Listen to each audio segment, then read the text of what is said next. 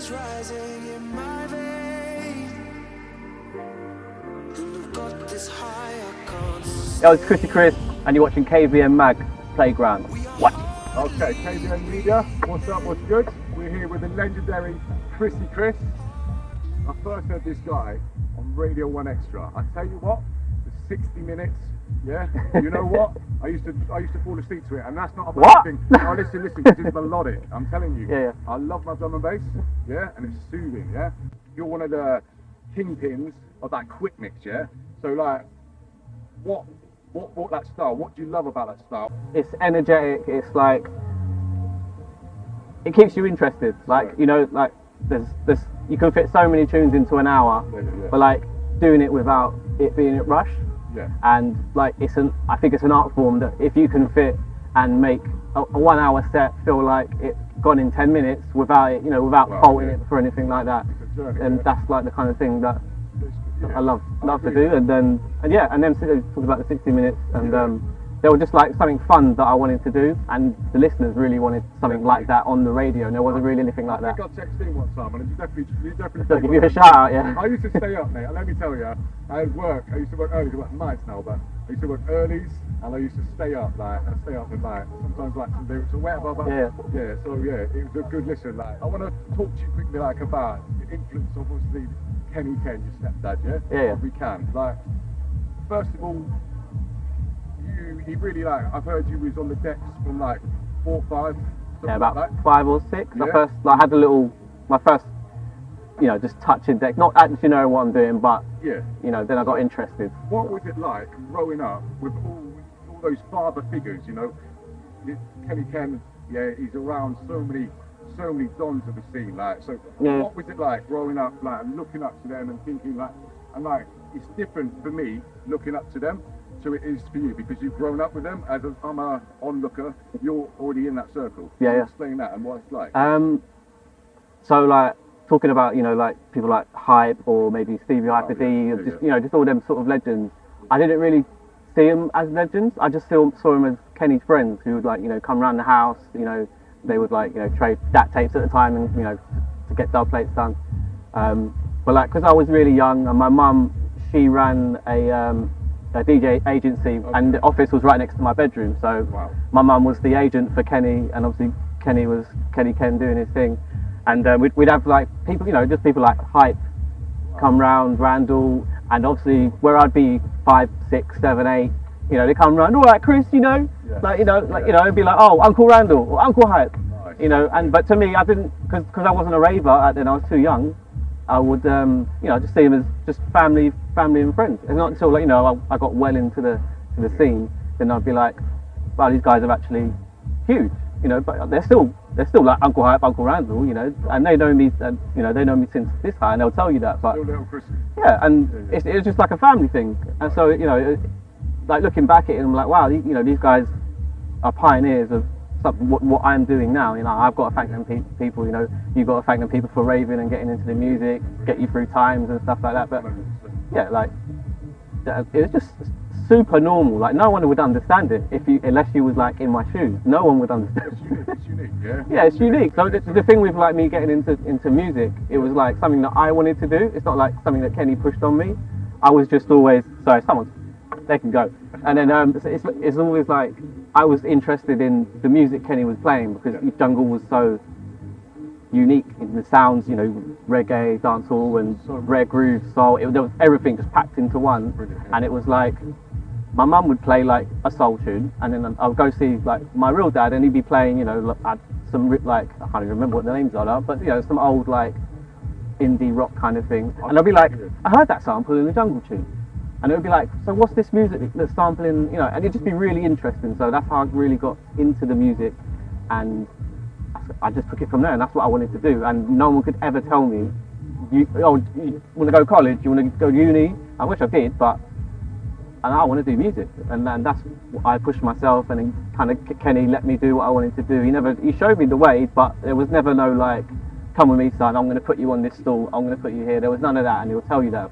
And I never wanted that as well. I wanted to make him proud, kind of thing. To say, I see what you've done. Let me see if I can do something. I want to, and get the words out of your mouth that I've made you proud, and that, and you know, and hopefully I've done that. Yeah, no, definitely. So, we'll switch up quickly then. So, I just need one more question along that sort of thing. Yeah. If you could name, or I don't know if that's a crap question. I was going to say, would you say like this, from all those different instances, you've taken little snippets and then blended it and matched it up? That's what I'd say maybe you might have done, and and then added your own perspective on it. 100%. Yeah. Obviously, everyone's got their. I think I answered my own questions. Yeah. There's always like idols and influences from everyone, but it's like your take, your sprinkle on it, and that's what I've always loved about something that I put together. I always make sure there's a sprinkle of something that's not out there, and something that I want to do. You know, that's how I do it. Okay. So, how many years have you been? My guy was supposed to tell me this. I should have really known. How many years have you been coming to Nass now? And I think you're being a permanent fixture pretty much quite often now, yeah? Unfortunately, yeah. So how many? What was your first year? I can't remember what the year was, but I've definitely been coming here for about 13 years. Obviously, we missed out a few years because of the pandemic and stuff. Yeah. But I can remember being at 10 years, probably about 3-4 years ago. So yeah, it's been quite a few years at Nass, man. And the thing is, I play here when it's other events, and other events ain't like Nass. I'll come here like the day before, and I'll spend more time here at Nass than, cause if it's another event, I'll just be in and out, in and out. But with Nass, I'm here for the weekend. So you've taken everything, like the BMX and skateboarding. Yeah, I used to be into like skating. I used to do skating. Friend from school used to run a skate shop in London, and his brother was like a quite renowned skater, like in the skating industry, like worldwide. So I got into that, and it's just like an old love from when I was like 10 or 12. So like seeing skating and stuff like that here. That's why I love it as well. You know, the kids are out. You can switch it around, and you can go be the fan and enjoy the. Yeah, like, I love like the vert ramps, and I love it all. It's like it's amazing. That's why Nass is the one. That's just what I was going to say. You know, camping. No, I've got a hotel. Yeah, me too. Not saying that I'm too good at camping. I am. But it's too sweaty. Me too. Just say it. I'm telling you. I went to the John and Bay State yesterday, Corrupt FM. Alright, I didn't go close to them sweaty. Them sweaty bastards come past me. I'm pushing my side. I tell you, I don't get too deep in that no more. I stand on the edge. Bro. Yeah. No, we came down last night. We saw Shy Effects, and then had a little walk around, got some food, and then it's just just a night out. Not usual something that, especially with the pandemic and stuff, you're not had a lot of time to do that kind of thing. So it's good to do that. Yeah. What food did you have? Anything good? I came here and I wanted jerk chicken, mac and cheese. Yeah. But I couldn't find it, so I settled for a Domino's. And then my cousin said he was eating jerk chicken up the road, so I went and got more food, jerk chicken. Yeah. But I think where it's been cooking all day, it was a bit burnt, but I should have got the curry goat, whatever. On the way out, I saw mac and cheese sign down. I was like, so that's where I'm going today. Because if it's jerk chicken, mac and cheese up there, I'm in. That's essentially like, I'll go somewhere, put the nose in it, and go, and then I'll see on the way back, I should have had that, so that's the next day thing. But you're at festival, I'll just get it in, mate. Yeah. So, 3 meals. Can you tell me about anything tonight? Firstly, about your set, anything new come in? Firstly, that we haven't seen before, heard before? A lot of dubs. Especially, so I made a few big tunes. Well, not saying they're big, but a few cool tunes that I made over the last couple of weeks, and I fired them over to Andy C, and he played them down at Rampage in Belgium, and I was watching that live. Wow. And he dropped them and it went off. So I can't wait to drop them tunes actually tonight.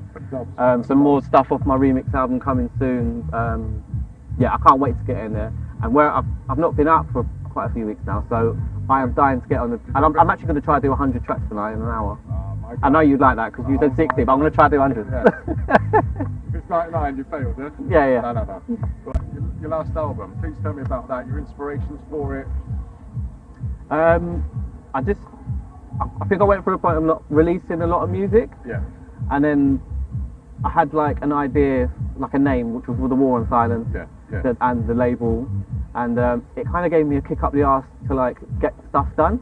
Because it was like War on Silence, and I'm like, that's like a kind of, in a weird way, it's like if the word is influencing me to do something. So I kind of jumped on it. I was like, right, let me make an album. I don't know why I said that, but I just did. And then I got halfway through, and I'm like, I wish I never started this. This was long, but ended up with sort of 18 tracks that I was happy with. And yeah, sometimes I kind of wanted to make something that was like, it looked visually good, like artwork and stuff like that, and just like Yeah, and album did really well. And then at the moment we've got the whole remixes of that album coming out at the moment, and we've got some huge ones coming. Good DJs producing Yeah. on that, definitely. Yeah, so we've got like Drum Sound and Bassline Smith, got Junk Mail, Urban Dawn, Neon Light, Blade Runner, TC. The list is ridiculous. It's like the remix album's nuts. Wicked. But yes, that's the whole thing will be dropping later on this year. Yeah. We had one out yesterday, Friday, new one, Teddy Killer's remix. Yeah. We've got TC remix in a few weeks. We've got some music videos coming. Wicked. Yeah, it's looking mad, looking Wicked. absolutely crazy. Okay, Yeah. nice. So, maybe last couple of questions, yeah? Yeah. So I want to know, like, me, I'm all about my music, and like you said earlier, same for me, my dad, he's into like Iron Maiden, Eric Clapton. Yeah, all of that. People Yeah, like yeah, that, So I've got a lot of influences, different sounds, growing up Foo Fighters and stuff like that. And then, all across sports spectrum. Yeah. So, but I'm really into like drum and bass MCs, like, you know, there's some dons. So, what is your favourite lyric? And if an MC is hosting your set, what do you want from them? Number one. My favourite lyric, let's start with that one. Go. It's going to be anything from Skibbity. Yeah. Yeah. It's going to be, you know what, there's so many Skibbity lyrics that, like, are just groundbreaking. Like, you don't even, at the time you didn't even realise it, but then you look back at it and you're like, oh my god. Yeah, with CRISSY CRISS, KVM, King Vision Media, been wicked. Thanks very much for talking to us. Enjoy the festival. Yeah, man. Hope you have an amazing time. I look forward to the remixes, the couple of dubs tonight. I'm hyped for it. Yeah. I hope you're ready. I am. Yeah. Keep doing the good work. Thank you, bro. Nice one. Much respect, brother. Thank you. Nice. Yo, it's CRISSY CRISS, and you're watching KVM Mag Playground. Watch it. I'm gonna chill out now, man. Yeah. What? Oh, Okay, KVM, yeah? Yeah, What do you want to say? Say KVM. That's literally KVM Mag Playground. Introduce yourself. Cool. King Vision Media. What, and you're what?